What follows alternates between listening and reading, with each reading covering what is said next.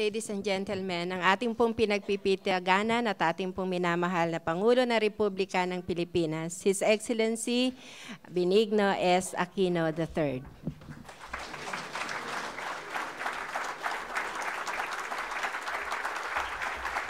Morning. Let's sit down. Maupo tayo. Executive Secretary Paquito Choa, Secretary Baldos, Attorney Alan Montaño, the FFW, Mr. Gardo Lacson, President Employers Confederation of the Philippines, leaders and members of the different labor organizations, employers from different industries and sectors, fellow workers in government, honored guests, mga minamahal ko pong kababayan, magandang umaga po sa inyo lahat. In our efforts to do the best we can in our respective jobs, there are times when our interests run counter to those of other parties. These are the things from which conflict arises, and conflict consequently begets inefficiency and a derailing of work that is vital to our survival, work that we do to sustain ourselves and our loved ones, and ultimately to live fulfilled, dignified lives. Since 1992, the National Tripartite Industrial Peace Council has quietly done its work to prevent and to resolve such conflicts between labor and management. It has enhanced the way the labor sector and management interact. It has created an avenue through which management and labor alike can undergo dialogue and reach mutually acceptable resolutions. Through the NTIPC, we have faced these labor management issues while minimizing work stoppages or strikes that cripple our economy, and court proceedings that end up needlessly eating up valuable resources. The 6 resolutions that the NTIPC has presented today will further enhance its ability to maintain peace between the sometimes contending factions of labor and management. This undoubtedly deserves recognition. I know that you have had your share of challenges in fulfilling your mandate, and thus I would like to remind you all that you are not treading this difficult path alone. Rest assured in the knowledge that our administration is exerting all possible efforts to make certain that we foster an atmosphere that balances the sometimes competing interests, all while creating an environment in which productive dialogue is more possible. At the bottom line of this is ensuring the livelihood of our people. In fact, this is part of our 22-point labor agenda, which has the overarching goal of investing in our most valuable resource, our human capital, or in other words, all of you. In this vein, we have already begun a number of initiatives that will further empower Filipino workers and businesses so that they can become more competitive in the global milieu. We have followed through on our administration's agenda to keep our workers safe, whether they are here at home or abroad.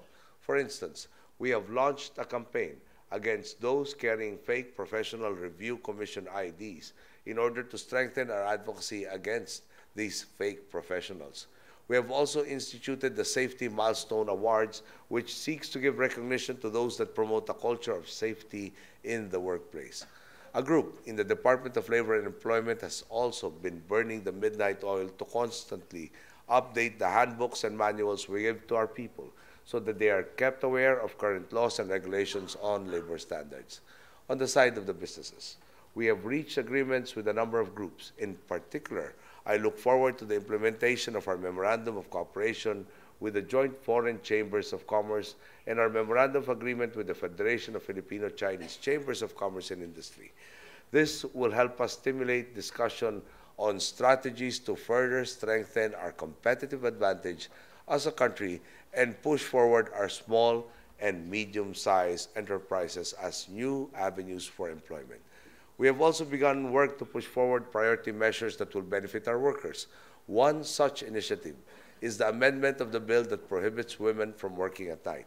Currently, our female call center workers who contribute heavily to our economy have faced legal challenges as regards night shifts at work. I have to tell you though, the prioritization of this act came through collaborative work between the executive and the legislative branches of government. Through our cooperation, we have finalized a list of bills that we want passed as soon as reasonably possible for the benefit of the entire Filipino people. This is the same spirit of cooperation that is asked of all of us. In the end, What we have to remember is that as labor and management continue bargaining and negotiating with one another, the spirit of goodwill must not be lost. We must engage in discourse. We all know that bargaining is a tool that allows us all to be heard. But we must also realize that it is more so a process in which we are given the opportunity to stop and listen to each other's concerns. At the end of the day, if we learn to consider the positions of our fellow men, we will realize that we are all working for the same thing. Despite our small disagreements, do we not want the daylight that has finally dawned in this country to last long enough to shine upon our children? Do we not want to rebuild this country that had previously been decimated by the darkness of corruption and deceit? We must realize through institutions such as the National Tripartite Industrial Peace Council that the things we are pursuing in life are more similar than we think. Security, the opportunity to pursue our dreams, and the right to work hard so that our children might enjoy a decent future. Knowing this, we must realize that what is required of us during times of conflict is not firm disagreement, but fruitful discourse. We must want to listen as much as we want to be heard.